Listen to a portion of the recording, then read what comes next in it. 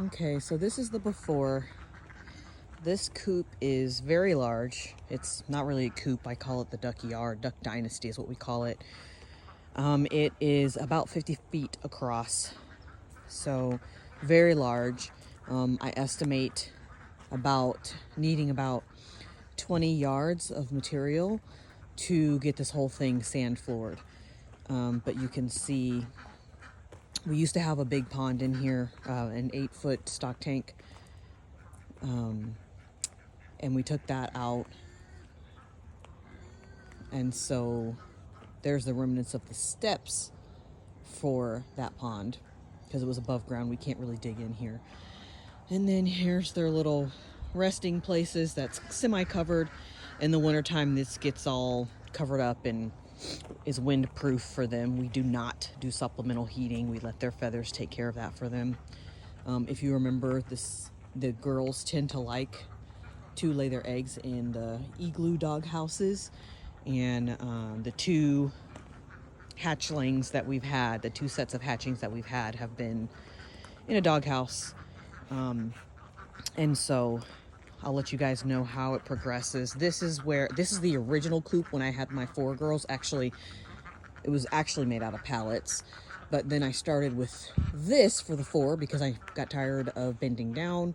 And then when we had more ducks, I made 2 coops, and those were separated when I had the 2 sets of 8. And then this little dog kennel in the front is for anybody that needs to be in quarantine or isolation. But now this bigger coop has been opened up a little bit, and it is where Malachi sleeps because he likes to roost. The peacock likes to roost. So my eventual plan is to use horse manure, a little bit of decomposted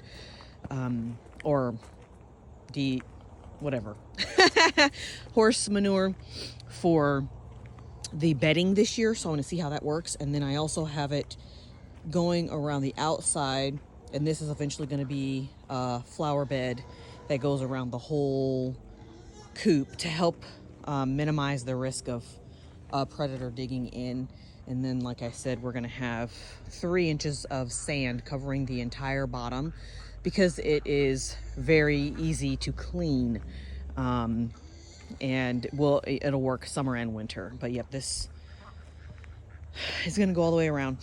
So, yeah, you'll get to see the finished product after I'm all done. And it's been a work in progress for many months. Horses poop about, I think it's a ton a year or something like that per horse. Excuse Atticus, it's time for breakfast and he's upset. But yeah, this is a work in progress. And every time it compacts down, I add more to the top. So then eventually it's going to have the remnants of the hay that is right here on top of that. And then I'm just going to plant directly in it and see what happens. I'm not going to use soil.